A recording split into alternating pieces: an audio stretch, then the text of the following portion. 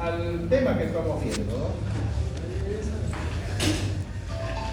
Bueno, de Resist 1, ustedes saben cómo se transmite cómo se calcula la potencia. Justamente conversamos este lunes un poco, pero ¿qué cosa pasa cuando el elemento transmisor de la potencia se calienta? Producto pues de su performance, ¿no? Además tengan en cuenta que por más que el montaje del eje esté muy bien, de todas maneras se va a disipar calor porque los metales son conductores, pues, ¿no? ¿Ya? Entonces, eso, ¿no? Toma singular importancia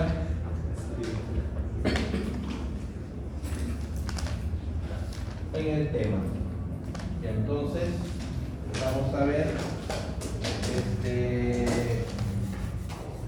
ya, voy a ponerlo como título.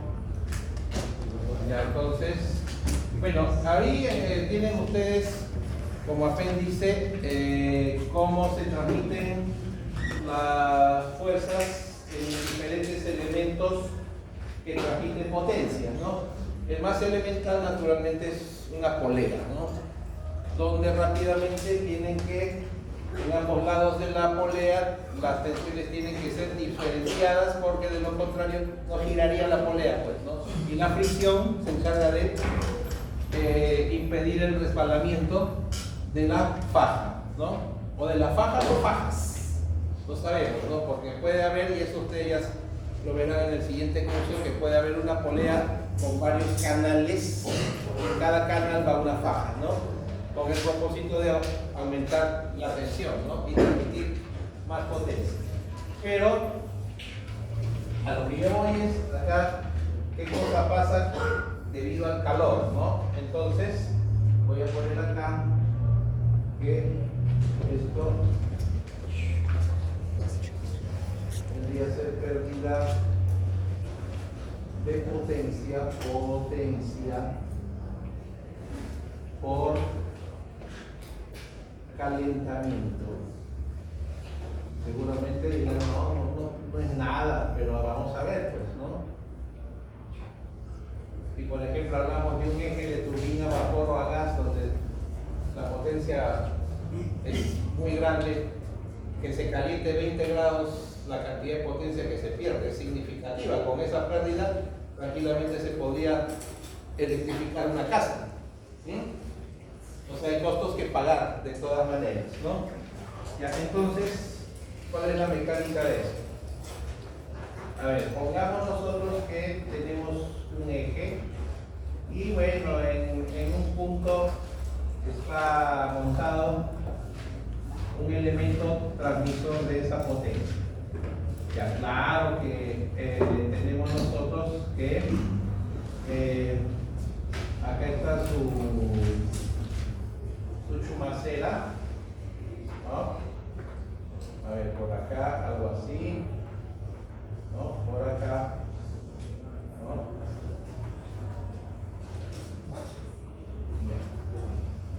Un poco más. Y por acá también.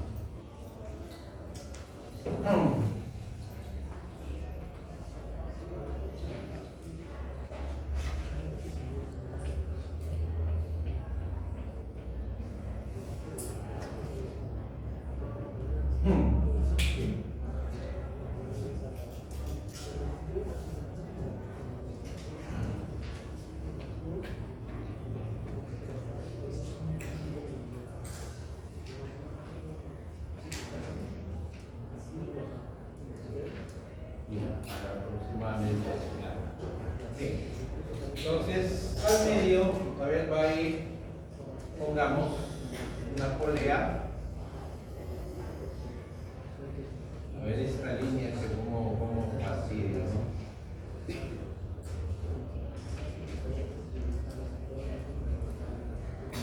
Yo la voy a dar forma.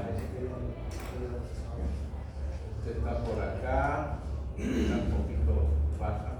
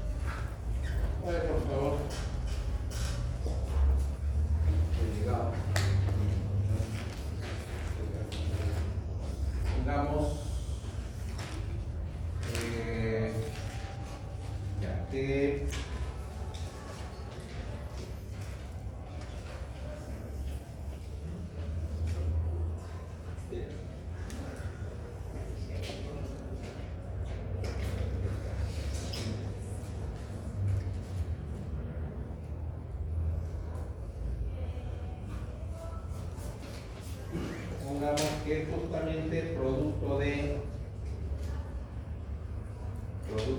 aplicar. Pongamos una fuerza acá y otra fuerza así.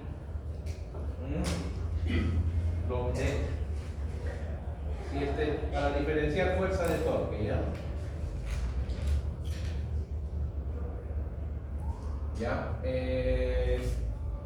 Digan ya que los apoyos son aire, pero hay algo que sí es claro, es que tienen ustedes acá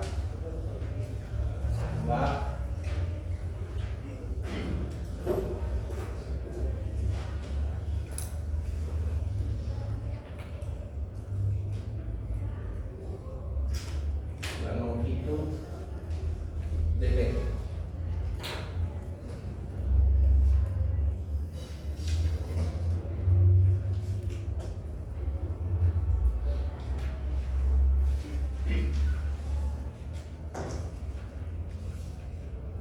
No importa dónde se ubique esa polea, ¿ya? Propiedades que tenemos que considerar claramente es que obviamente que el eje adelante es de algún material y tiene un coeficiente de dilatación térmica alfa, y producto de ese calentamiento, naturalmente ahí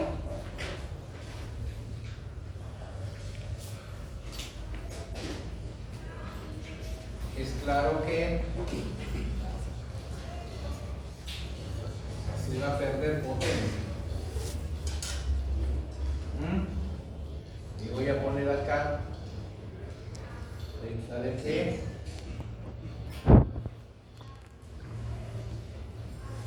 potencia así, disipada. Ya. Bien. Empezamos. Ya. La idea es, a ver, lo voy a poner acá también. Vamos a llamar así a la potencia que se quiera. ¿Ya? Sin duda que esa disipación de potencia obedece a que arrancamos la máquina o el conjunto a temperatura ambiente y producto de funcionar se llega a calentar hasta determinada temperatura. ¿Ya? Entonces, decimos nosotros, por acá, ¿no? Que inicialmente,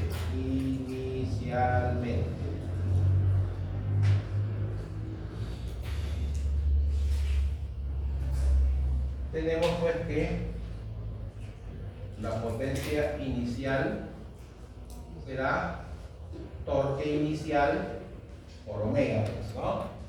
Por definición arco conocida por ustedes. Y digo ahora, después de calentarse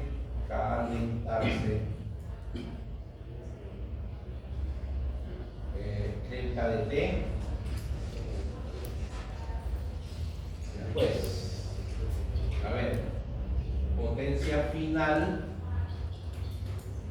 torque final por omega, ¿no? La velocidad angular no tiene nada que ver con la carga que se aplique, ¿no?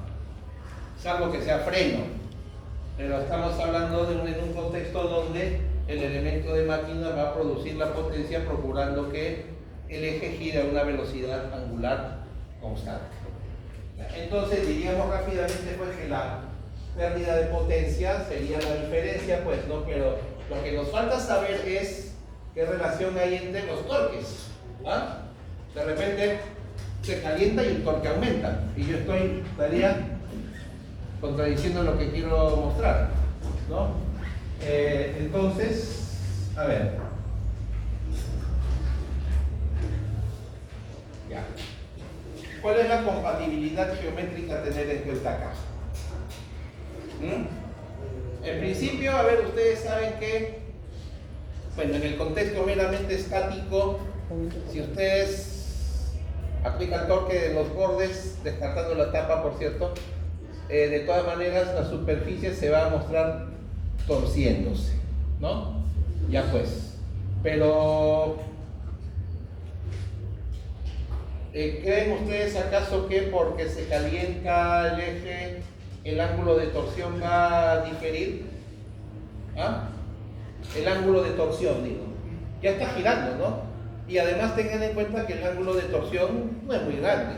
Estamos hablando, bueno, en un contexto real, del orden de los no más de 0,1 de radian. Por cierto, esto que yo les estoy comentando ahora, ya con más énfasis lo verán en el siguiente curso, cálculo 1, donde ahí ya inclusive van a entrar criterios a considerar en cuanto a la deformación del eje por flexión. Ya saben ustedes que una viga cuando la cargan se deflecta por flexión, ¿no? A eso voy. Ya entonces, ponemos ahora, ¿ya? Tendríamos nosotros acá que poner la compatibilidad geométrica, o compatibilidad nomás se le puede decir también, compatibilidad geométrica. Esa compatibilidad geométrica no es otra cosa que el ángulo de torsión después que el eje alcanza la temperatura final es igual al que tenía cuando el eje estaba en reposo. ¿Ya? El torque, bueno, naturalmente, pero el profesor me dirán chumaceras, pero las chumaceras no transmiten torque porque son lisas. Entendiéndose que el eje, antes de ponerlo en funcionamiento, es ensayado, ¿no? Y se conoce cuál es el ángulo de torsión que va a obedecer al torque que aplique. Entonces, voy a poner acá que esto se trata de ángulos de torsión. Ángulo de torsión. Bien. Bien. Y el ángulo de torsión sí depende del torque, ¿no? Ya pues, entonces, así como conocen de memoria la fórmula de la pelea para deformaciones axiales, el análogo para la torsión sería torque final, longitud final, entre GJ, torque inicial, longitud inicial entre GJ. Por calor, ¿qué disminución tendría el diámetro? ¿Qué disminución? No, bueno, no estén pensando pues 400 grados de aumento de temperatura, pues, ¿no? Estamos hablando de temperaturas aceptables que podrían ser, dependiendo del ambiente, 50 grados. Y eso sí es posible. Bueno, me pongo en un caso poco apocalíptico, ojalá no les toque vivir, ¿no? Me refiero a que, bueno, acá profesores conversando con algunos que en sus tiempos de vacaciones pues han sido requeridos para que en plantas de Lurín, por ejemplo, la temperatura del ambiente, ya se imaginan ustedes, ¿no? Que prácticamente cuánto quisiera que esa planta sea una playa nudista, ¿no? Ya se imaginan ustedes la temperatura, ¿no? Estamos hablando pues de una sensación térmica con mameluco incluido y con el ventilador que hay para bajar algo la temperatura, la sensación térmica, como casi 60 grados. Y la temperatura ambiente entonces promedio que podemos tolerar 30, ¿no? 30 grados, cerca a la playa.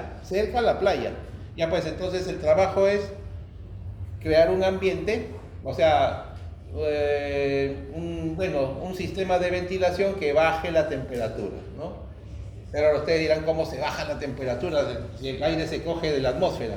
Bueno, pues hay sistemas de enfriamiento que permiten eso, ¿no? Ya, que la sensación térmica sea 60, bajándola a 40, ya hay un avance, ¿no?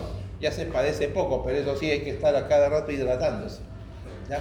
Entonces, como les acabo de decir que si es posible pues tener esa sensación térmica, quería decir que sí se podía hablar de un aumento de temperatura de ese orden, ¿no? Y encima, metales conductores del calor, la temperatura sería mayor, el aumento de temperatura sería mayor.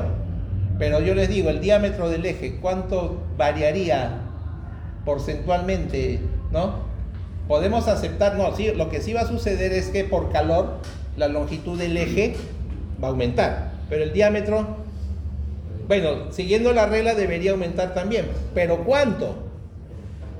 Me refiero al momento polar de inercia que ustedes están viendo ahí, y tengan en cuenta que es a la cuarta todavía el diámetro, ¿no? La variación no es gran cosa, a la cuarta menos pues, ¿no? Adelante. Por lo tanto, además tienen ustedes que ese es el módulo de corte del eje. Bueno, está inclusive ya investigado que solamente a muy altas temperaturas varía el valor, pero estamos hablando de temperaturas de un orden tal que la estructura cristalina del material no varía. Por lo tanto, en el límite podemos considerar nosotros que son constantes.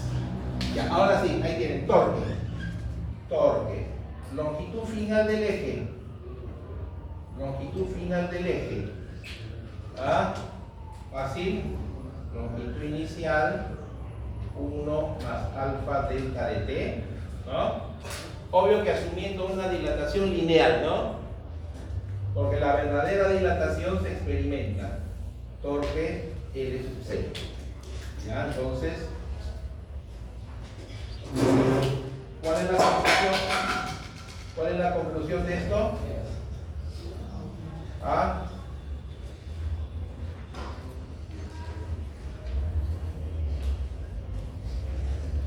La conclusión es que debido al calentamiento el torque disminuye. Claro, el denominador va a ser menor que 1 a la vista. Lo ventajoso sería si se enfriara, ¿no? Ya pues el torque se eleva y eso ayudaría a la potencia. Bien, entonces tenemos nosotros pues que ahora sí ya teniendo claro qué cosa pasa con el torque.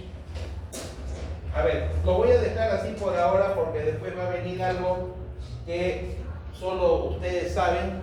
¿Se imagina que solo esta simpleza nomás se hagan pares de sufrir? ¿No? Aumenta el sufrimiento más bien, ¿ya?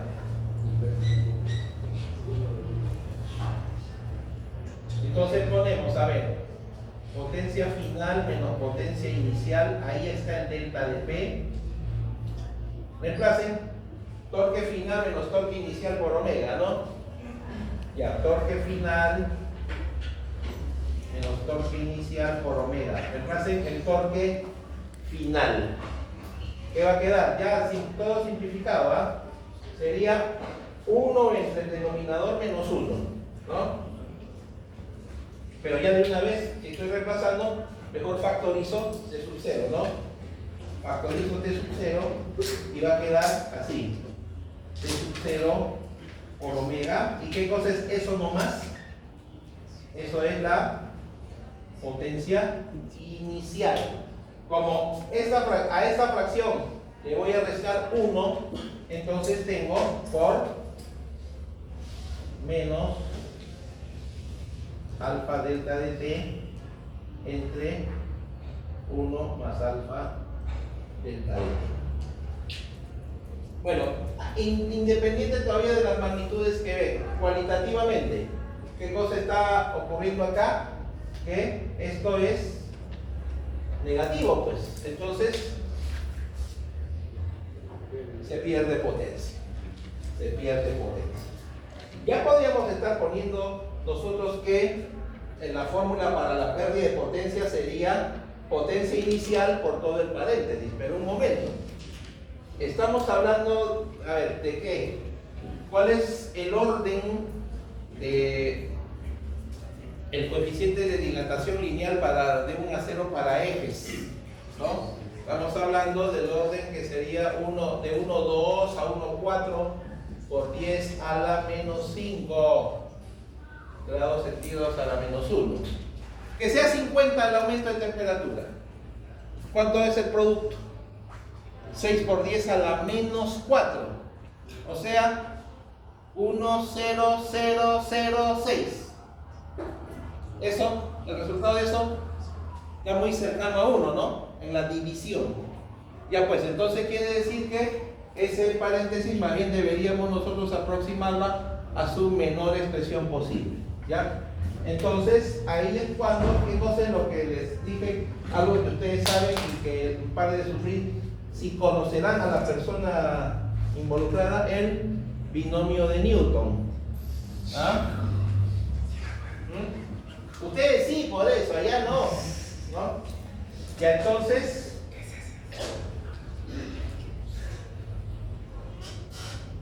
ya de una vez, delta de P sería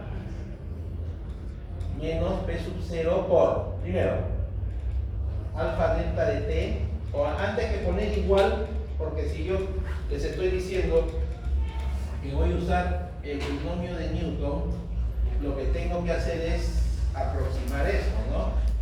Aproximadamente. El denominador, ¿cuál es la expresión aproximada del denominador cuando se resuelve? Primero, el denominador como tal es 1 más alfa delta de t a la menos 1. Aplíquenle el binomio de Newton a eso.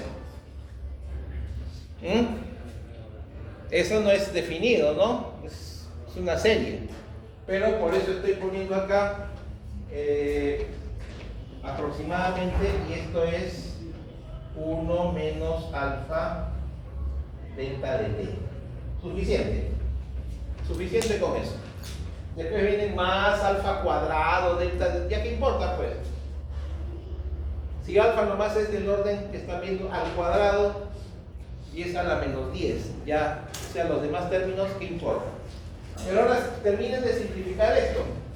Tendría justamente alfa delta de t todo al cuadrado. Si ya les he dado el ejemplo que el producto es 6 por 10 a la menos 4, el cuadrado sería 36 por 10 a la menos 8. ¿En cuánto afecta al término anterior? Prácticamente nada. Concluyendo entonces, ya sabiendo que es pérdida,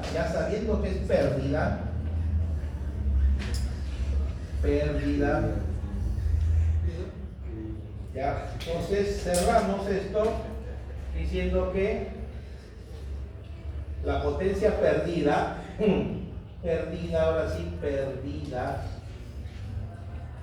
es potencia inicial alfa delta de T.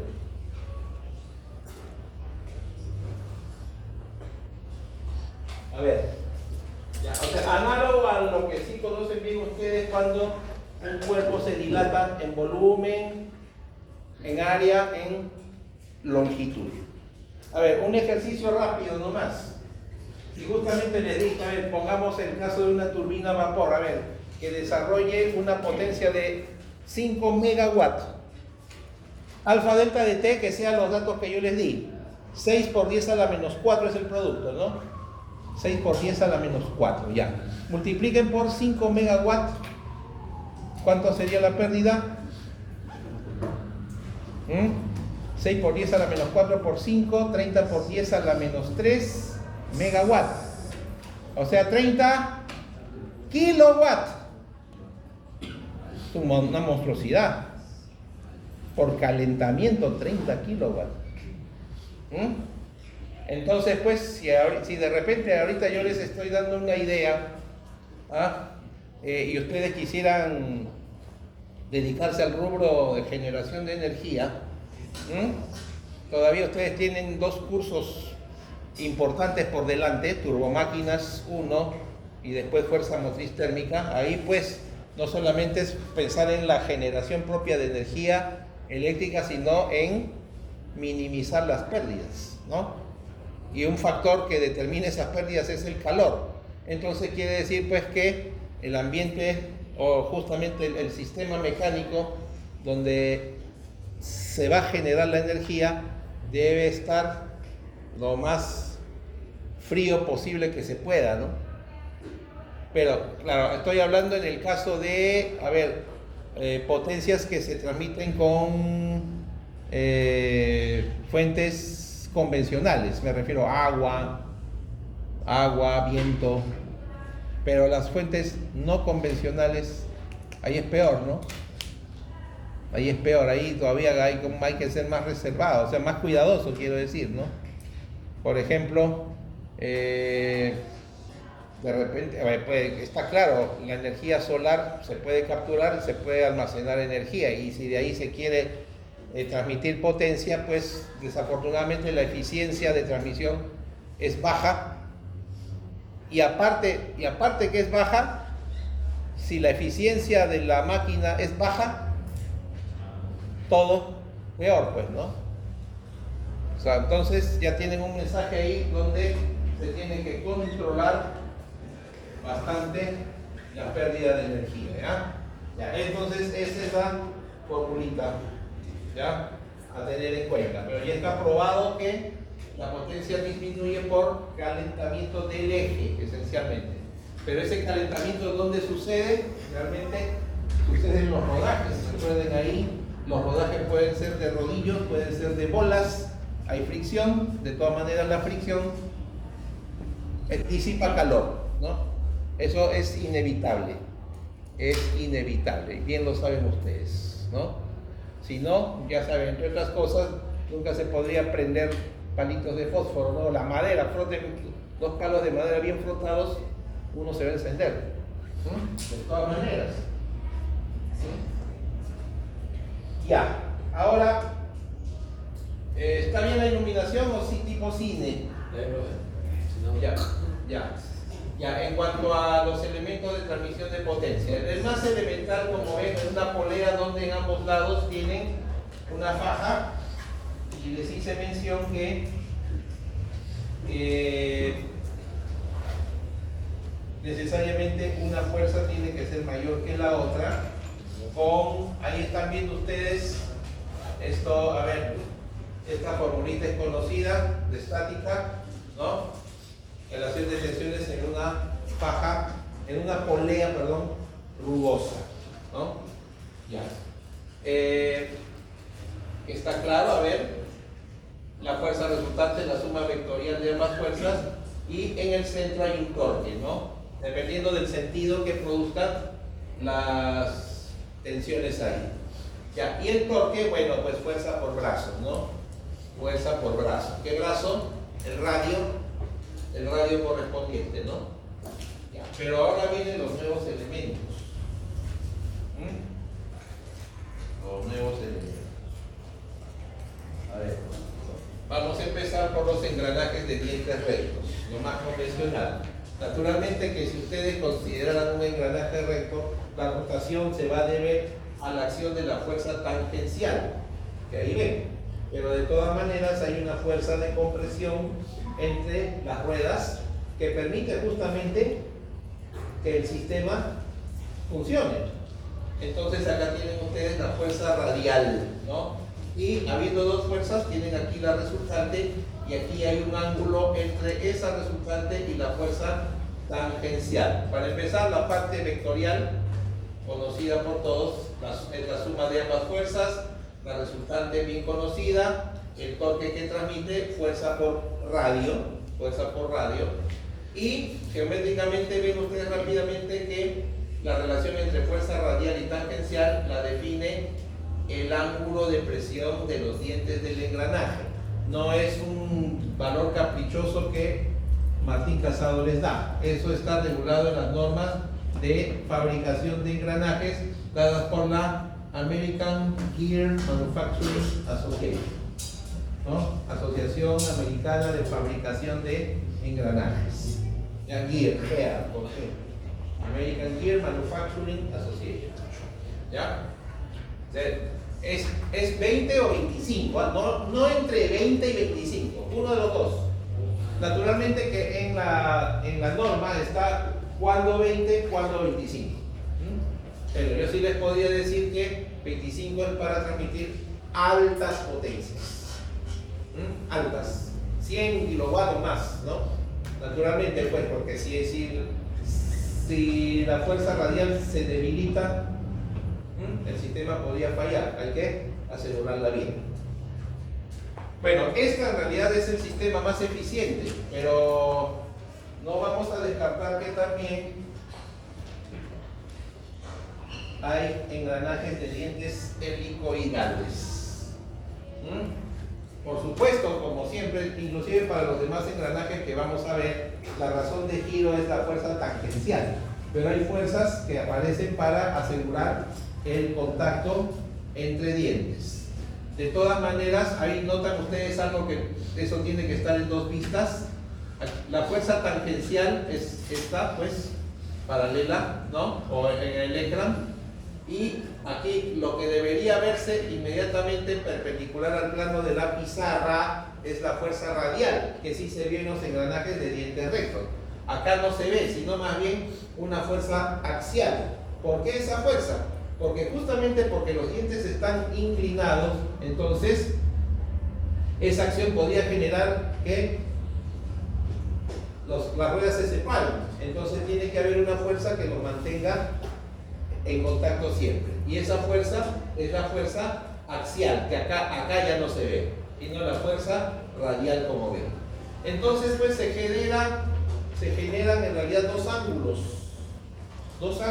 en el cálculo. El primer ángulo, como ven ustedes, el ángulo del diente o de los dientes con el eje de la rueda. Ese ángulo sí lo define el fabricante, ¿ya? A ver, ustedes ya llevaron un proceso de manufactura, ¿no?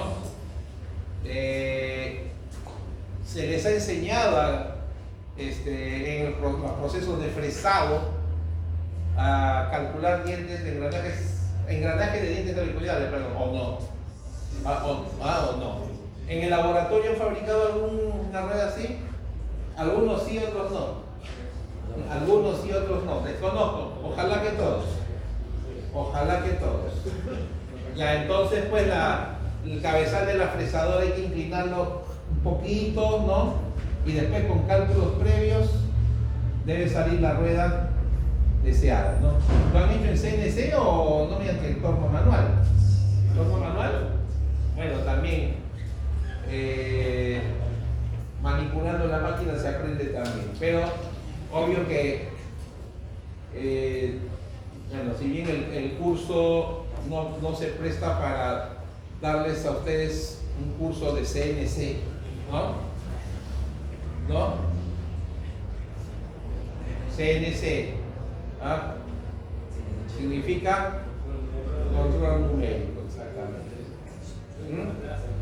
Ya, entonces, porque si fuera así, magnífico, pues ustedes montan la pieza, ya programan los pasos y al final debe salir el producto, ¿no? Bueno, no me acuerdo cuánto, hace 2 años,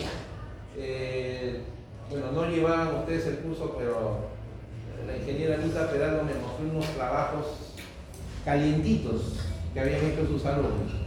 Les había encargado fabricar alfiles y peones de un juego de ajedrez. ¿O alguno de ustedes no ha hecho eso? ¿Ah? Ya están programados los peones. Ya. Ya. Alfiles y peones nomás, porque las otras piezas no son tan fáciles que digamos, bueno, en la disponibilidad que corresponde, ¿no? Ya, pero bien acabaditos, ¿ah? Bien acabaditos. Ya, pues. Ya, pero yendo a nuestros elementos mecánicos, se genera algo más que comprenderán que sucede debido justamente a la inclinación de los dientes, ¿no? Tenemos nosotros que la fuerza tangencial para la rotación, ¿qué cosa produce? El torque, naturalmente, ¿no? La fuerza radial no produce nada, asegura el contacto, pero lo que sucede es que justamente que como la fuerza axial, podrán ustedes ver claramente que si la descomponemos en la dirección del ángulo de la hélice, y normal al ángulo de esa hélice o el diente, eso va a generar un momento axial, ¿ya? Y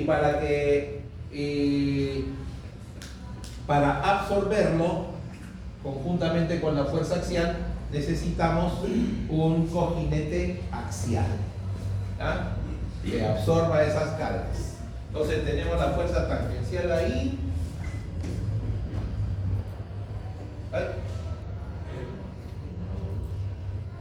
Ya, no sé, menos mal que se puede ver algo. Ahí tienen ustedes. A ver, entonces, noten ustedes que una cosa es el ángulo de presión de los dientes, que eso está definido entre la fuerza radial y la tangencial, y hay otro ángulo más phi', que no es otra cosa que el ángulo que forman la fuerza resultante con la tangencial. Porque en realidad, como son 3 fuerzas, estamos con un sistema tridimensional, ¿no? Tendríamos en realidad 2 ángulos. Si lo vemos ahí, pero si lo viéramos todo en el espacio un poco cachimbamente, habrían 3 ángulos. Los directores, pues, ¿no? Con el eje X, con el eje Y, con el eje Z. A eso voy, ¿no? Pero, ya, todo eso desarrollado que tiene el ángulo que forma, repito, la fuerza resultante con la tangencial, ángulo phi', que eso, pues, también geométricamente no es otra cosa que esta refracción de acá, la fuerza axial, que sí tiene que ver directamente con el ángulo de la hélice, o sea, el ángulo de inclinación del diente, ¿no? Y bueno, lo demás que saben ustedes, el torque primero, que lo define la fuerza tangencial, pero esta vez el momento axial. ¿Qué cosa va a causar ese momento axial? Desde acá vamos a trabajar, toda la semana que viene vamos a trabajar duro, ¿ah? A ver, ahí tengo sus pruebas ya calificadas, ¿no? Y bueno, pues, bueno, a ver, ya ustedes saben, ¿cómo les diría, no? Bueno, mejor lo que no suene de mal gusto, sorna de mi parte, ¿no? Pero si han tenido algunos la debilidad, porque ha sido debilidad, de que no me han mostrado saber trazar un diagrama de momento flector, ahora sí con ganas. Este momento, ¿qué cosa hace? Me dirán. Alterar el momento flector en el eje, variarlo. Lo puede aumentar como lo puede disminuir. Y quiero decirles con eso que, evocando, cuando hay que trazar el diagrama de momento flector de una viga sometida en algún punto, a un momento externo, así como recuerdan ustedes que el diagrama de fuerza cortante, si la fuerza concentrada tiene saltos que son dados por la fuerza respectiva, habiendo un momento externo en la viga, ese momento va a generar un salto en el momento flector. Y bueno, respecto a ello, también hablando de saltos, hay quienes me han incluido el torque en el momento flector. Oh, ahí sí sufre, disculpa. Ahí sufre, ahí ya van a ver. ¿Ya? Ahí van a ver. Pero ese sufre no lo ven con maldad, me quiere jalar, no. Ya, con buena onda. Tienen tiempo hasta 6 de octubre, ¿no? Hasta el 6 de octubre, pues, ya para enmendarse. Ya, bien, entonces eso para el engranaje helicoidal. Catalina, eso no es difícil, pues son las ruedas dentadas de las bicicletas. ¿Ya? Bueno, ¿por qué el lado flojo se dice? Porque la cadena tiene un peso, pues, ¿no? No se va a esperar que esté tensa abajo, ¿no? Los eslabones. Ya, pues, entonces, a ver, ¿alguno de ustedes se traslada a la universidad en bicicleta? Ya, entonces vean la cadena. A ver, arriba siempre está horizontal, no está inclinada. Ya, entonces, facilito, pues, si esta es la única fuerza hábil, entonces, si yo reduzco este sistema al eje, tengo justamente la tensión de la Catalina y el torque que transmite, entonces, su torque es fuerza por radio, ¿no? Y nada más. Pero también tenemos los engranajes cónicos. ¿Ah? Ustedes dirán, pero ¿cuándo usar engranaje cónico? ¿Cuándo usar engranaje helicoidal? Bueno, eso va a depender mucho de la potencia que se desee, esencialmente. ¿Ah? Y también del espacio disponible, ¿ah?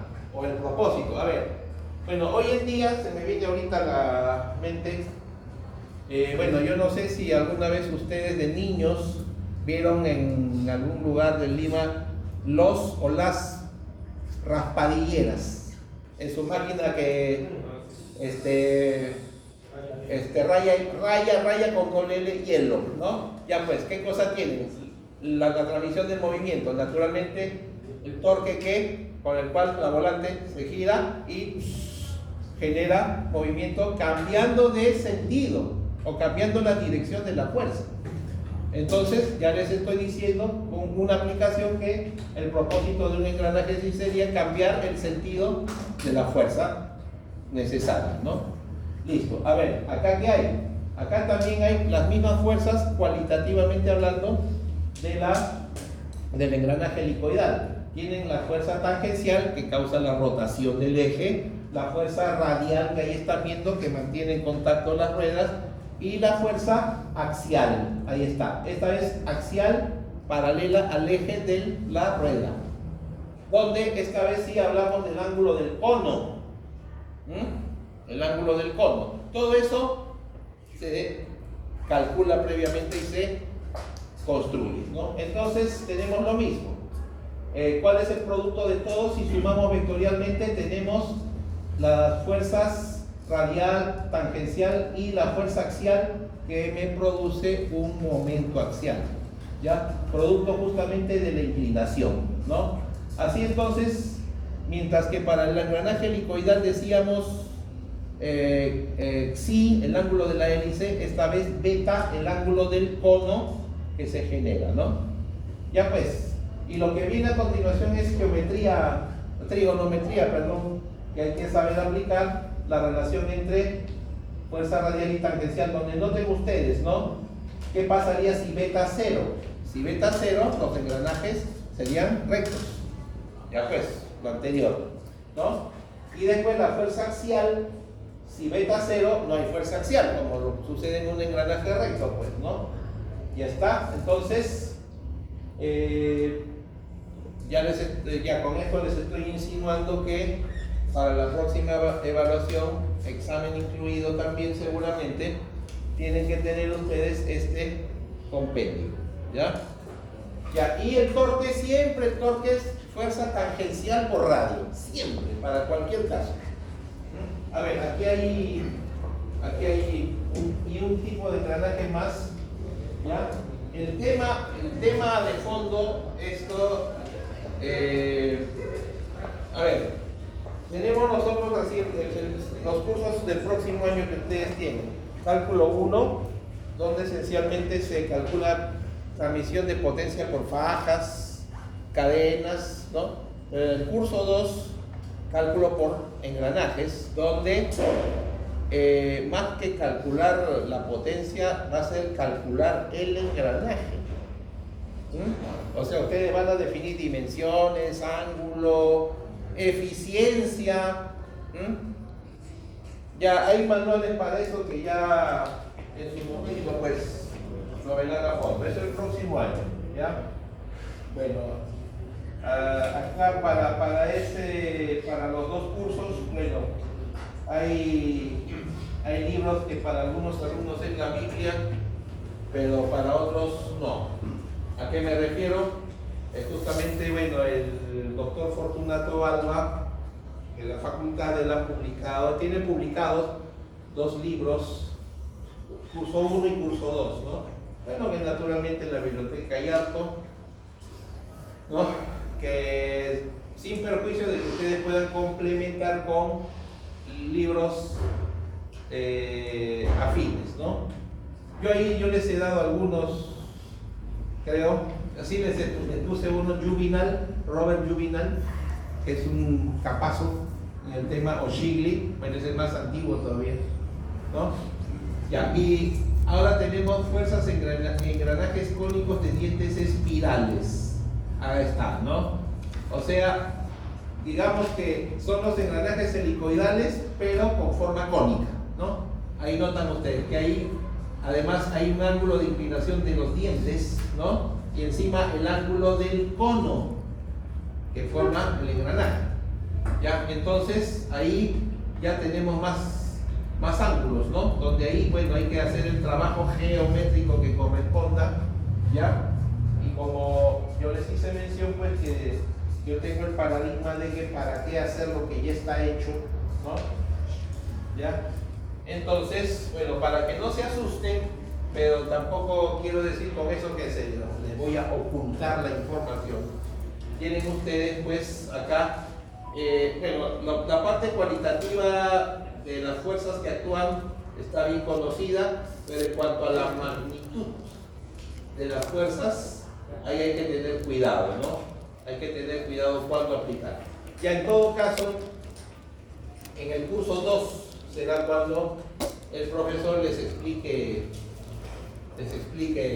les demuestre inclusive por qué razón son estas relaciones. Bueno, que, a ver, espero, no sé, es una apreciación personal, ¿no? Que todavía cuando les toque llevarlo, esté activo el profesor Jorge Chau. No es familia de Chau, ¿ah? No, Jorge Chau es un nombre correcto, o sea, es descendiente chino neto, ¿ya? Sí, sus abuelos chinos, ya, pues no tiene nada que ver con el otro, ¿ya?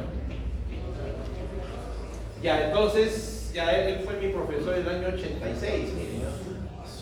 Ya, pues, o sea, después de 40 años, ¿no? Sería,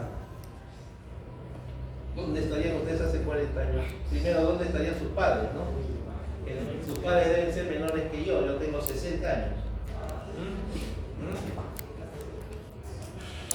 Ya. Entonces, por este aspecto no se me vayan a preocupar. ¿Ya? El límite que yo he previsto será hasta engranajes helicoidales. ¿Ya? Hasta ahí nomás. Ya, el resto pues es ya, digamos, la retórica, si quieren, del tema. Pero más, a ver, creo que quiero actualizarlo con fotos, ¿no? Ya lo haré. Ya, pero en todo caso hasta los helicoidales se dan. Porque justamente es donde quiero mostrarles yo que el diagrama de momento flector se altera cuando se tiene un engranaje helicoidal. ¿Ya? Pero ahora voy a cargar lo mejor del día. A ver.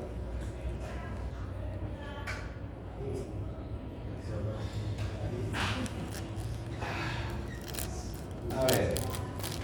No importa si no se acaba por cuestión de tiempo, pero a ver, lo cierto es que cuando vimos nosotros la semana anterior el primer archivo PPT de fenómeno de fatiga para conocer factores de concentración de esfuerzos, factores modificatorios, los esfuerzos alternantes, ¿no? No dejaba de ser importante, ¿no? Pero ahí solamente hemos hecho más bien cálculos de tipo geométrico. Los factores modificatorios son esencialmente de tipo geométrico, todavía sin ningún análisis, pero lo que viene ahora ya es de tipo cuantitativo y bien técnico. Espero hayan visto los videos de las clases de fatiga de los profesores, ¿ah? Háganlo, por favor. ¿Ya? A ver, porque si estuviéramos nosotros en otros tiempos, yo ya habría hecho esto. A ver, alguna vez me acuerdo, a ver, yo llevé, eran tiempos duros en la universidad, ¿no?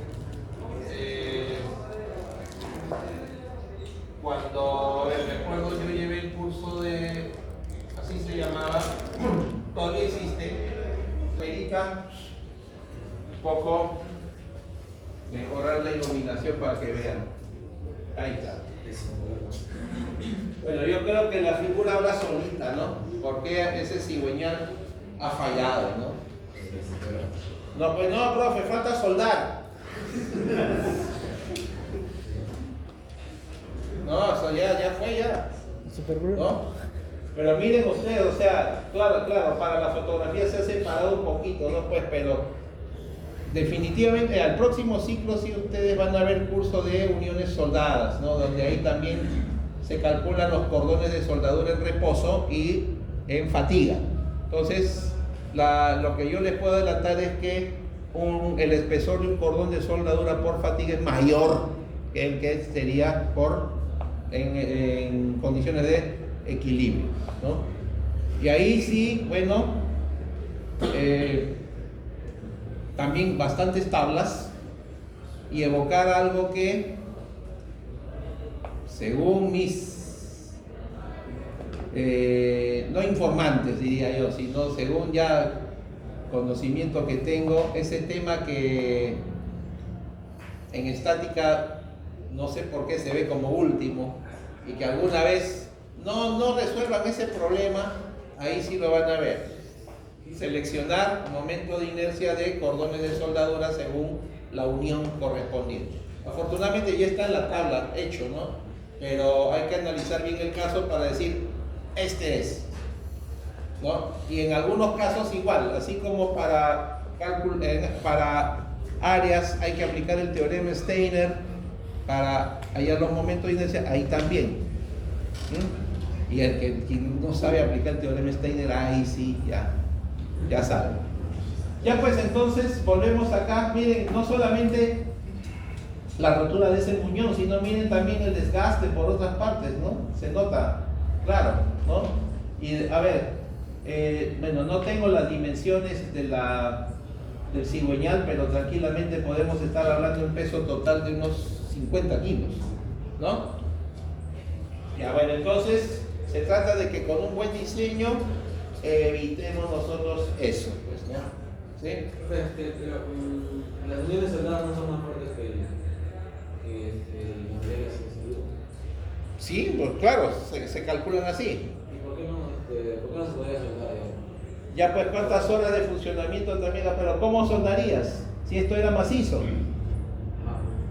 ¿No? Solamente estarías uniendo el contorno, tienes que unir todo. ¿Cómo?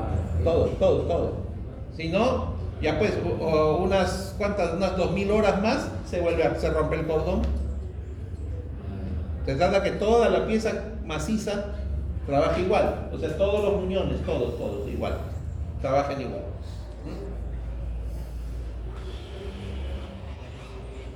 Bien, a ver. Bueno, a ver, vamos a ver.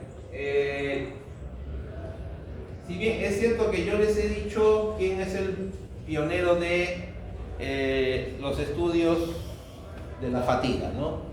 Augusto Weber, ¿no? Que con sus ensayos trazó las curvas de fatiga y salió algo, ¿no? Todo un grupo de curvas experimentales, ¿no? Pero ahora tenemos nosotros que este estudioso Philip Smith más bien procuró que se dispongan de correlaciones que nos permitan estudiar el fenómeno lo más cercano posible a la realidad, ese evoco, ¿no? Ustedes han visto el ensayo y en realidad los puntos de ensayo no cuadran en una curva geométrica, ¿no? Son aleatorios y lo que el experimentador hace es ajustar, ¿no? Lo mejor posible a esos puntos. Entonces acá lo que nosotros tendríamos ya son curvas así, forzadamente ajustadas, ¿no? Como para decir que el comportamiento de los materiales por fatiga ya es lineal, por ejemplo, ¿no? Entonces, vean ustedes acá los parámetros característicos. Primeramente, bien identificado está, y esto es en un ensayo de tracción, el esfuerzo de fluencia y el esfuerzo de fatiga. En un ensayo de fatiga, ¿qué cosa se determina? Primero, para la probeta, el límite de fatiga. Para el material, con los factores de modificación del límite de fatiga, el esfuerzo de fatiga, que vendría a ser este de acá. Ya, entonces fíjense aquí que dice resistencia a la fatiga para carga libre. O sea, ¿qué quiere decir esto? ¿Cómo deben interpretarlo? Que conocido el límite de fatiga, ya mientras el material no llega a la fluencia todavía, funciona satisfactoriamente en ese intervalo, ¿ya? En ese intervalo, ¿ya? Y entonces, ¿qué es lo que yo quisiera que suceda? Que mientras funcione hasta el límite de fluencia, su comportamiento sea lineal, pues, ¿no? Pretender que sea curvo así, pues es un capricho, ¿no? No, es, o sea, un modelo de cálculo. Ya, entonces, puede ser que, vamos a ver esencialmente dos criterios donde vamos a considerar el límite de fluencia y el límite de rotura, ¿ya? Recuerden también que criterios significa punto de vista, ¿ya? Si algún punto de vista para ustedes les representa holgado porque hay presupuesto para hacer un diseño con holgura, magnífico, ¿no? Pero si, no digamos son mano de piedra, ¿no? Sino que el cálculo ha sido para que funcione solamente un determinado número de horas, ¿no? Y después hago el cambio, entonces me quedo acá nomás, ¿ya? Entonces, lo deseable es que la pieza mecánica trabajando a fatiga funcione acá, o también, ¿por qué no?, funcione hasta arriba, ¿no? Puede ser, mi punto de vista. Ya, pero ahora hay un detalle. Ustedes están en esta zona que representaría que la pieza está trabajando a tracción, ¿no? Pero ¿por qué razón? A ver, si yo sé que las propiedades del material las obtuve, las propiedades superiores las he obtenido de un ensayo de tracción, ¿por qué razón en algún momento no puedo empezar el fenómeno de fatiga desde la compresión? ¿Ah? ¿Por qué no? Ya, acá tengo con la horizontal mi límite de fluencia, mi límite de rotura. Entonces, ya pues, si asumo yo que tengo un comportamiento lineal, magnífico pues.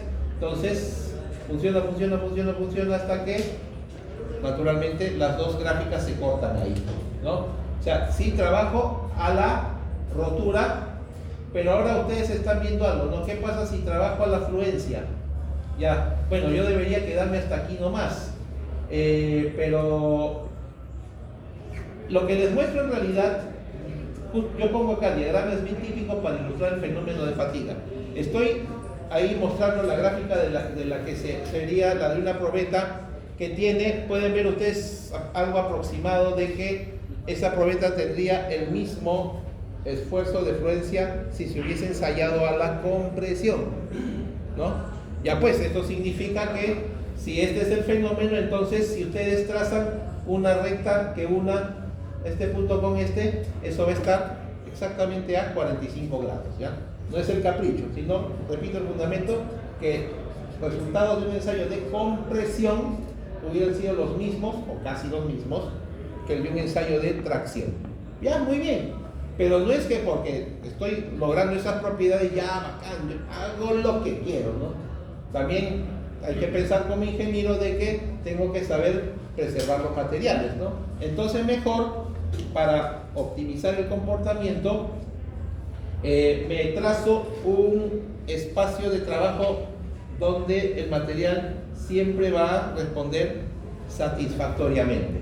Entonces por eso ustedes están viendo que, ya, correcto, esta es la línea que me podía llevar hasta la rotura, pero con la línea de 45 grados, acá, si yo hago esta unión, ¿no? Y después, como ven ustedes, hago esta otra unión, miren lo que ya voy teniendo, ¿no?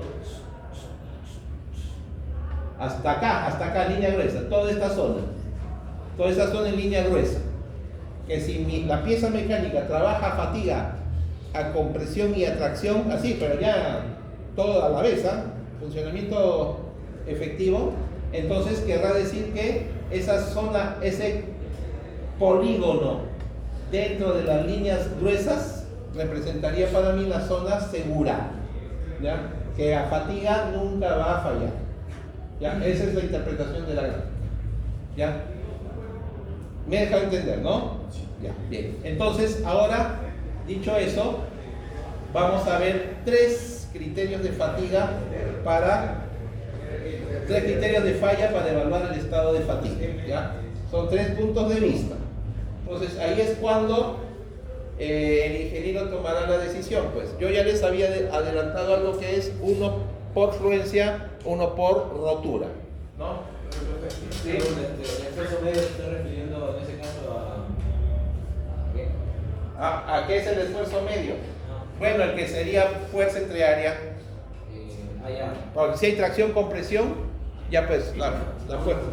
¿Ah? Digamos, no una puntual, sino No es puntual ese esfuerzo, claro, es el repartido, el que se manifiesta igual en toda el área de la pieza mecánica, el área que trabaja, naturalmente.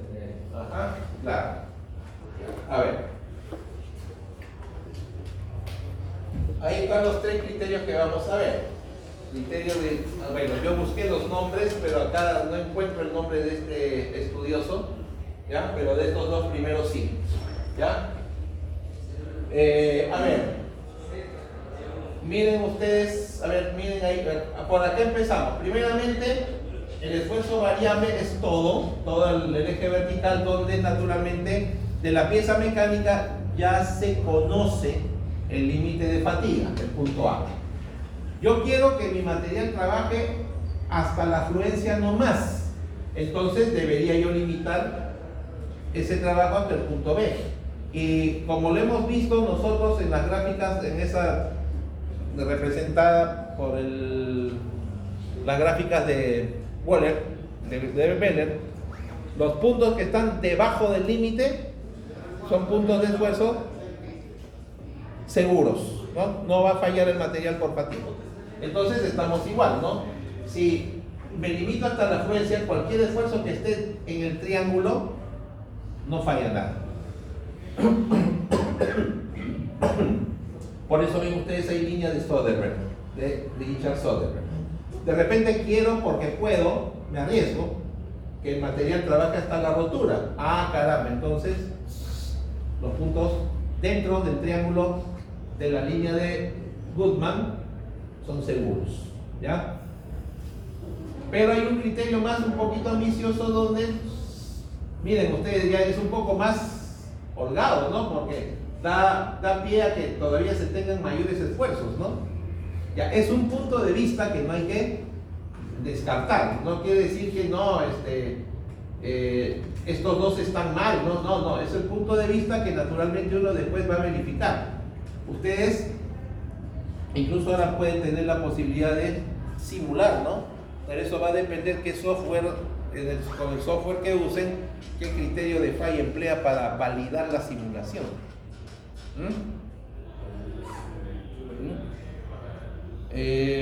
A ver, sí, lo último que yo he dejado es que, SolidWorks, que puede hacer modelamiento de fallas, Soderbergh. O sea, muy conservador, ¿no? Muy conservador, claro. Tengan en cuenta que menor el esfuerzo que se calcule en una pieza mecánica, la dimensión es mayor, claro, ¿no? Fuerza entre área, pues esfuerzo, ¿no? Más área, menos esfuerzo, a eso voy. Ya. Ahora, aquí es cuando ya entramos a usar esas magnitudes que en la clase anterior no lo hicimos. Esfuerzo medio y esfuerzo alternante. Entonces tenemos nosotros justamente, como ven ustedes, la dirección vertical nos da los esfuerzos alternantes. Todo respecto a un mismo punto, recuerden, alternantes, sigma máximo menos sigma mínimo entre 2. Y en el eje horizontal los esfuerzos medios, sigma máximo más sigma mínimo entre 2. Ya, o sea, ese punto F es el límite. Y además noten algo, ¿no? Que si aceptamos ese comportamiento lineal, tranquilamente podemos nosotros plantear la ecuación de la recta asociada. Para Goodman igualito, pero para Herbert, ahí sí, el adelanto es que esa curva es una parábola con el vértice arriba. Entonces, y hasta miren hasta dónde va, ¿no? Hasta la rotura. Por eso es un criterio más ambicioso, ¿no? Donde me permite obtener tentativamente mayores esfuerzos de fatiga. Una cosa, en cuanto a puntos de falla que ahí estoy poniendo, no me estoy refiriendo, cuidado, definitivamente a la línea de Herbert, ¿no? Sino esos puntos de falla corresponden a los otros criterios, ¿ya? A los lineales.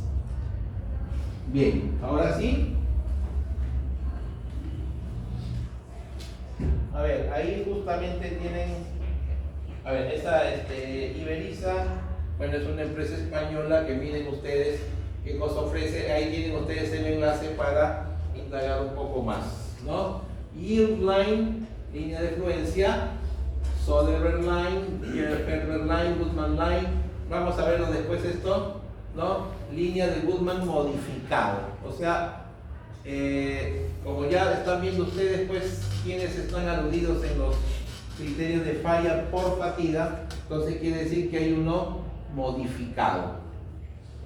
Han visto en la curva anterior, en la gráfica anterior, que tentativamente la línea de Goodman me lleva hasta la rotura. Y el adelanto es que cuando modifican la línea de Goodman en algún punto, o dejando, digamos acá, en este punto ustedes bajan hasta la fluencia. O sea, arrancan una tendencia que iría a la rotura, pero no, un momento, me aguanto y me aseguro hasta la fluencia nomás. Con eso salvo algo el comportamiento del material. ¿Ya? Listo. Y cualquier punto dentro es un punto seguro, ¿no? Después acá, min medio amplificado o alterno. Amplificado por la curva, ¿no? Pero es alterno también. Más bien, cuidado con esas traducciones, ya saben, ¿no? Min acá significa medio, término estadístico, pero también uno ve el diccionario y bueno, aprovecho que bueno, no hay mujeres en el aula, alguna vez de repente, mean girl, es chica media, sucia, ¿ya? Chica mala, como le llaman ustedes.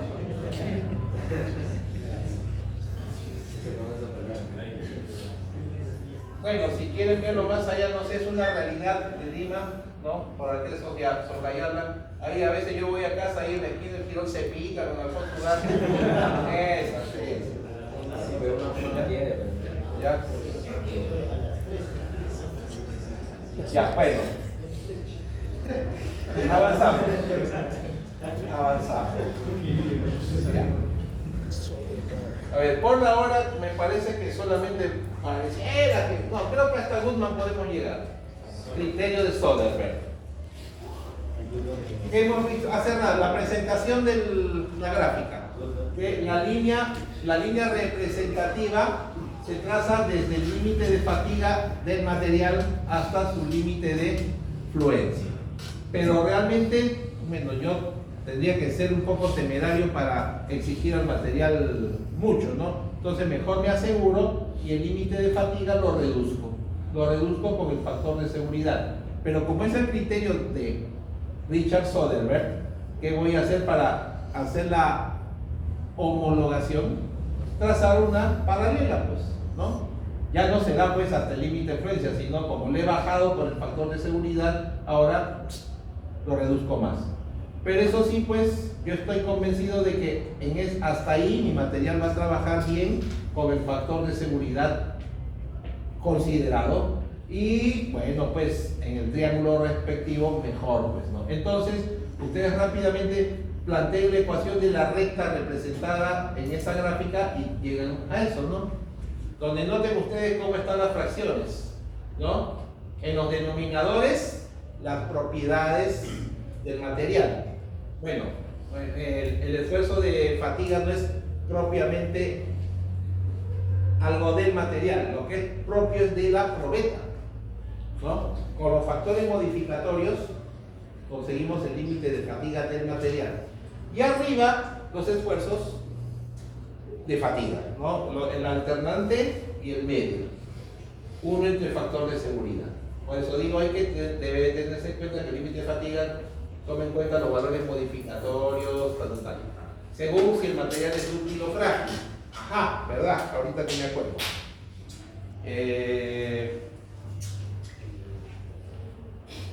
Mayormente sí es verdad que la fatiga se considera para los materiales dúctiles, pero para los frágiles con bajas cargas, porque si se excede uno, el material frágil, gráficamente, seguro si se ensaya, me da una gráfica lineal, pero justamente en el punto más alto se rompió y ahí quedó todo. No me da la gráfica del acero estructural que todos ustedes conocen, ¿no?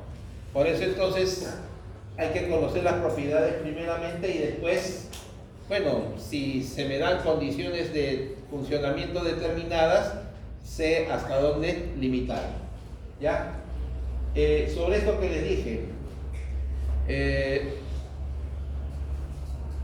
la fatiga esencialmente se hace en materiales metálicos. Cuidado, si ahí preguntan, hábleme de la fatiga de la madera. Nos están troleando muchas veces. Y feo. ¿Ah? ¿Ya? La razón más inmediata de replicar eso es el tipo de material que es la madera. Entonces se acabó. ¿No? De repente también la réplica, ¿no? Las ganas de fastidiar, ¿no?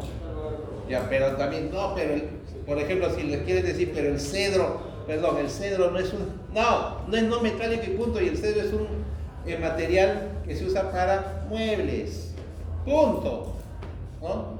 No para, o sea, ¿dónde? A ver, no me imagino pieza mecánica, ¿para qué? No, para nada, no para carpetas, no. Bueno, sería muy onerosa la facultad si tuviera carpetas de cedro, muy onerosa, no, pues, no. Ahora ustedes están viendo, a ver, además esta es una cubierta nomás, ¿no? Es una tapa, una cubierta, ¿no? Ya,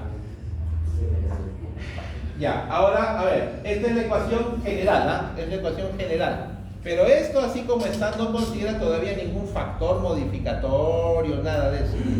A ver, lo que sigue, según sea el tipo de material, y esto puede estar desarrollado, a ver, miren acá, lo que ustedes vieron hace rato era sigma E. Acá estoy considerando el límite de fatiga de la probeta correspondiente con el factor modificatorio al lugar, ¿no? ¿Ya? Materiales dúctiles en tracción o compresión, ¿no? Frágiles, ahí la cosa es más delicada, ¿no?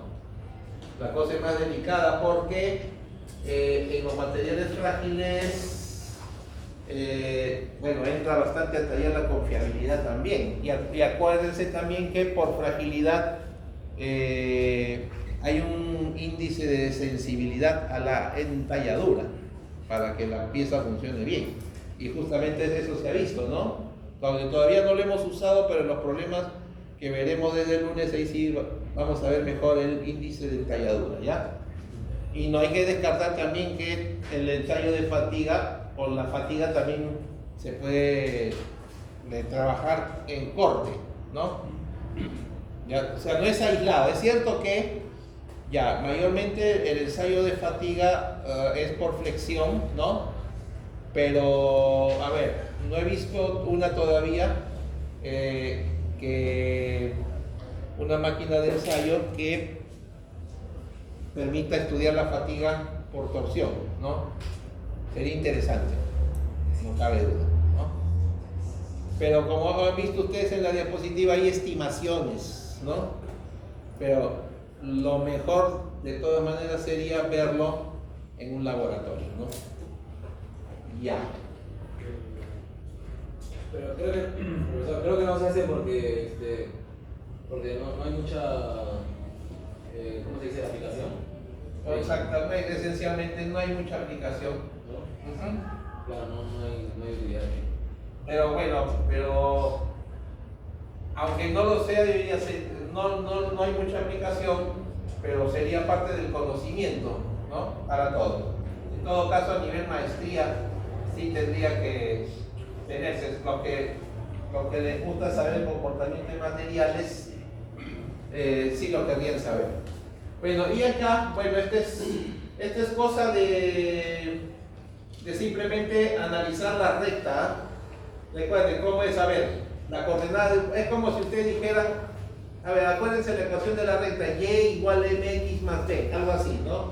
Si ustedes plantean la ecuación de la recta y hacen los respectivos despejes, ¿no? Ahí es cuando resultan estas ecuaciones. A ver, como aquí estoy mostrando este primer miembro son direcciones, ¿ya? Para no confundir la y de fluencia, es que he puesto acá flu de fluencia, ¿ya? Si no, sigma y, total. Ahí vendría la duda, ¿no? Mejor, fijamos de una vez que es el esfuerzo de fluencia del material, esfuerzo medio en la dirección X, esfuerzo alternante en la dirección X, límite de fatiga, ¿eso sí?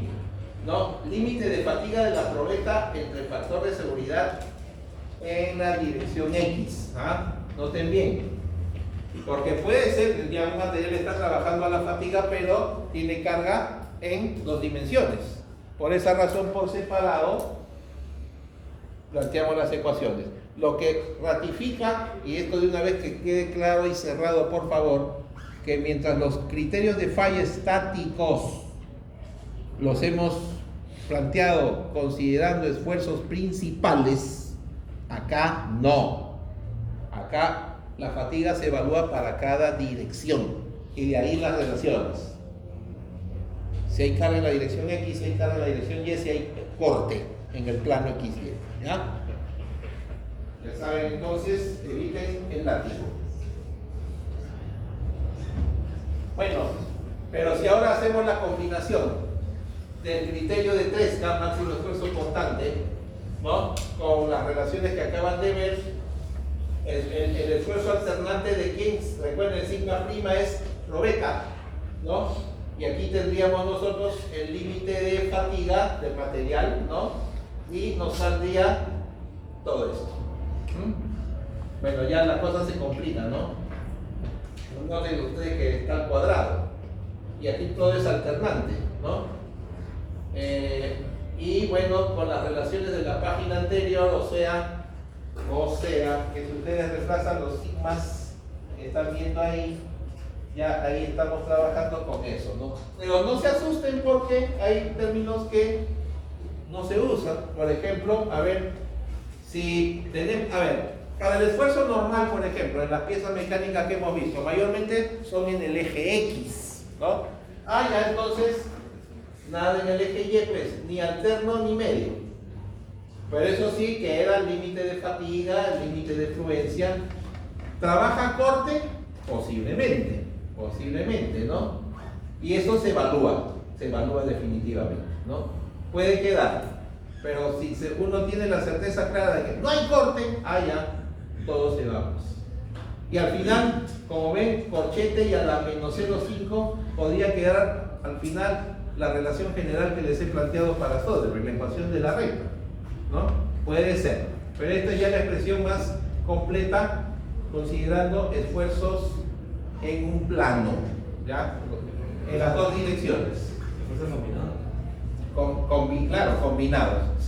Si hubiera. Por ejemplo, para un eje que transmite potencia, por supuesto que va a haber corte, ¿no? Corte, el torque pues produce esfuerzo cortante, sí habría. Y las anteriores relaciones eran para una sola dirección, pero siempre y cuando estén trabajando en esa dirección solamente. Nada más, justo acá, como ven ustedes, a ver acá, chispas. Claro, sí. Por ejemplo, un eje que está a torsión, ¿no? Tiene esfuerzo normal, o sea, funcionaría esto y esto. Esto no, o sea, por separado, ¿no? Así, de manera independiente. Pero si ahora yo digo, ya, está bien, quiero evaluar si mi material falla por fatiga o no, ya. Correcto, eje X falla, veremos. Corte falla, veremos. Pero si ya me mando directamente a ver que si ya no quiero evaluar en forma independiente, sino combinando el criterio de 3K, mejor un solo cálculo y me aseguro. Definitivamente esto va a ser más seguro. Estoy asociando todo. Recuerden, a ver, esa pregunta yo les hice en la prueba, ¿no? ¿Cuál es el factor de seguridad? Es un factor alto, lo reconozco, pero había que hacer la evaluación por separado, ¿no? Por separado. Igual, entonces, aquí se habría hecho la evaluación por separado, pero ya si tengo un criterio que me va a definir todo y que asocia los dos factores en uno, mejor me quedo con ese uno, pues. Ya, y si se reemplazan las relaciones anteriores que han visto, es todo esto. Ya, y paciencia nomás al operar, porque recuerden que se cancela lo que es nulo, ¿no? Eso ayuda. Ya. Acá está. Creo que si hasta ahí nomás será criterio de John Goodman, ¿no? A ver, el criterio teórico es que el material trabaja desde el límite de fatiga hasta el límite de rotura. Pero por alguna razón, aguanta, no, hasta acá nomás y lo llevo al límite de fluencia. Eso lo define el ingeniero, ¿ah? ¿En función a qué? A ver, acá tiene el esfuerzo medio, entonces, obvio que previamente se ha hecho un cálculo para determinar hasta acá nomás. Si hasta acá me veo obligado a llegar, ya pues entonces desvío la línea anterior, de modo que su límite llegue a la fluencia, ¿ya? No es una recta trazada a capricho, ¿no? Sino que el punto O lo define el diseñador, ¿ya? Y naturalmente que si ustedes quieren calcular el punto de intersección, donde notarán pues que geometría elemental harto conocida por ustedes, que este punto es común, tanto sería a esta recta como a esta otra. De lo que se trata es justamente encontrar las características de esa recta, ¿no? Que, bueno, por su geometría analítica elemental pueden llegar a esa conclusión. Ya. Y si ahora, para determinado esfuerzo, alguno, alterno y medio, ustedes hacen el cálculo, a ver, ¿qué cosa es esto de acá? Recuerden, comprima la probeta. Poco más abajo, seguramente, tiene un factor de seguridad asociado. Muy bien, entonces, para el esfuerzo medio y el alterno que le corresponde, intersección, y después una paralela a la línea inicial, y ahí tendrían ustedes la representación gráfica que correspondería a ese material antes de llegar a ese punto. Porque lo correcto sería después que haga esto, ¿no? Claro, si este es el criterio, ¿no? Entonces, el criterio de Goodman teórico es el que comprende hasta el límite de rotura y modificado hasta acá donde el ingeniero define ese punto. ¿Ya? Entonces, ¿qué características tiene la gráfica? En la parte superior predomina la fatiga, está claro, ¿no? Predomina la fatiga, y acá abajo, porque no quiero que el material exceda la fluencia, predomina la fatiga porque estoy cerca al límite de fatiga, pues. Y abajo predomina la fluencia. Entonces, el criterio de Soderberg o este debe permitirme que el material no exceda, como están viendo ustedes, preferentemente ya podría decirles, el límite de fluencia. Ahí estoy cuidando también que, bueno, naturalmente ese cuidado es teórico porque teóricamente saben que si cesa la carga en un material que no ha pasado la fluencia, recupera sus dimensiones, ¿no? Eso es lo ideal. Pero siempre, cuando una pieza mecánica ya ha trabajado, queda un esfuerzo residual, así llamado. No queda, o sea, las moléculas internas están cargadas que no van a, el material nunca va a volver a su estado inicial, deseado. ¿Por qué? Por la presencia de esfuerzos residuales. Ya, entonces, la pregunta de ustedes es, ya, ¿y cómo evalúo? Así como he tenido la ecuación de Soderberg facilitamente planteada, ahora en Putnam, ¿qué hay que hacer? A ver, tenemos dos consideraciones, ¿no? Pueda que en el punto O tengamos nosotros que la relación que están viendo, esfuerzo alternante versus esfuerzo medio, supere a este factor. Supere. ¿Ah? ¿Y a qué significa eso? ¿Ah? ¿Qué significa eso? ¿Qué la relación? ¿Qué va a significar? Más bien, yo les digo, geométricamente, ¿dónde estarían ustedes? ¿Ah? Comparen sigma, el esfuerzo acá, entre este esfuerzo mayor que esto de acá. Ya pues, si están ustedes por acá y esto es mayor que, querría decir que ustedes están por acá, pues, ¿no? Miren, ¿qué dice? Tiene ambos esfuerzos, la recta que contiene ambos esfuerzos es paralela superior, la cual tiene al esfuerzo de rotura como punto de corte. Entonces, plantearíamos la ecuación de la misma manera como se hizo con Soderberg. O sea, entonces hay que evaluar previamente, ¿no? ¿Me conviene trabajar por acá? No lo sé. Recuerden, criterio, punto de vista, ¿no? Si yo estoy seguro de que mi material va a aguantar por acá, magnífico, pues me voy para adelante. Y esas serían las ecuaciones asociadas. ¿Ya? Todo a partir de la recta, donde ahí pueden ver claramente el esfuerzo de rotura. Para Soderberg era esfuerzo de fluencia, ¿no? Cambia nomás, el cambio está acá nomás. ¿Ya?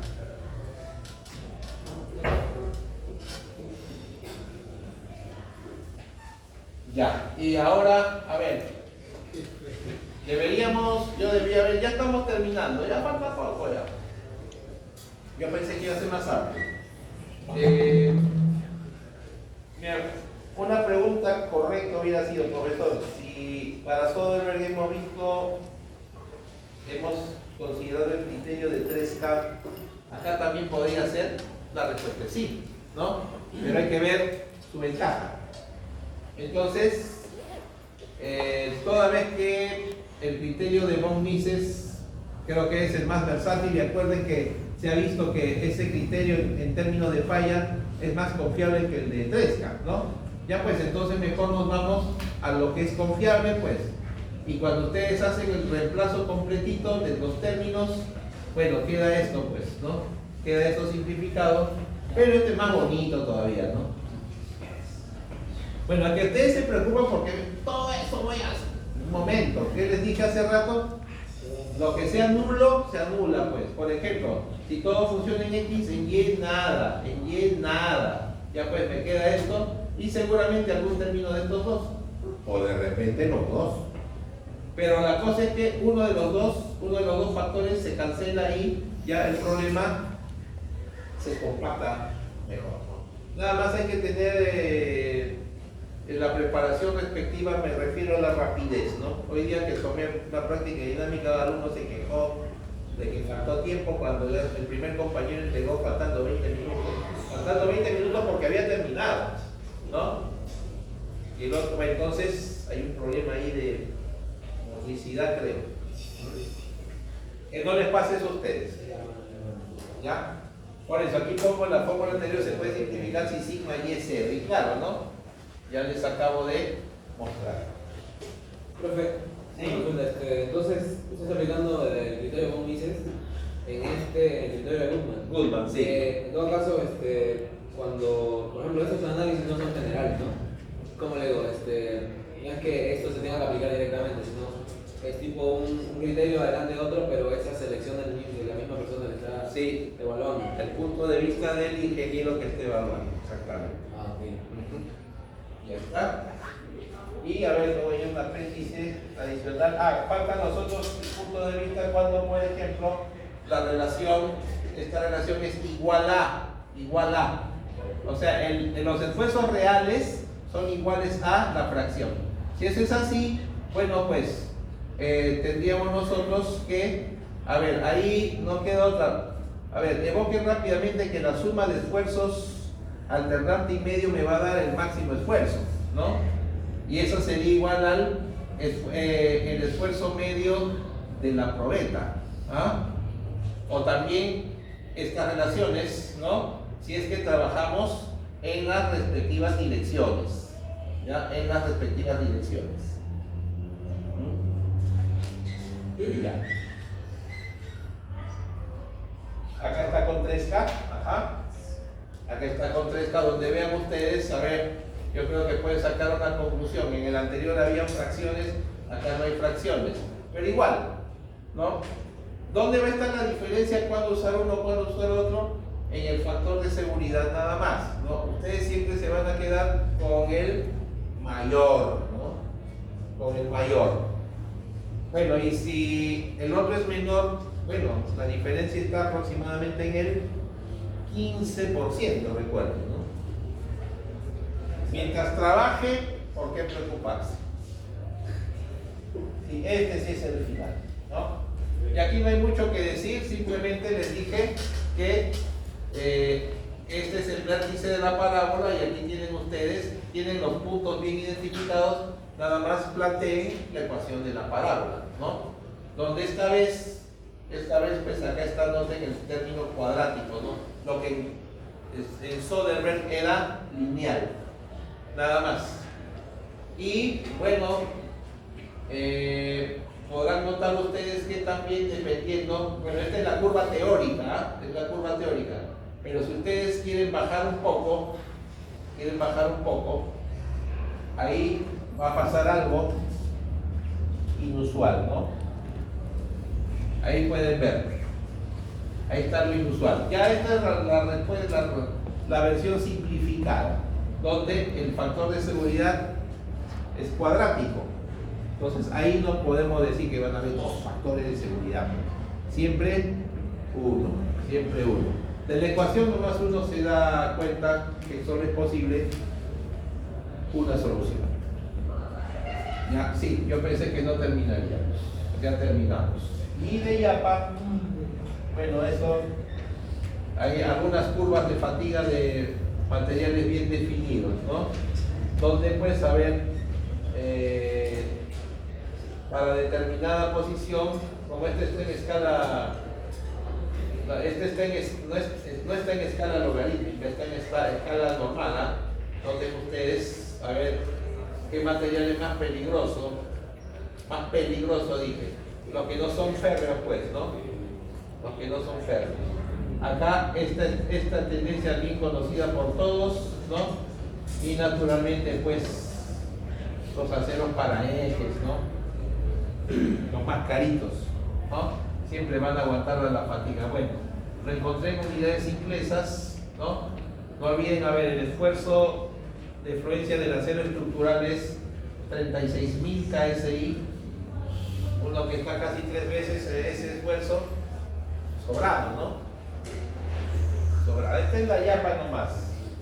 ¿Ya? Ya. Entonces ya el lunes hacemos los ajustes al lugar. Y ahora, la lista, por favor.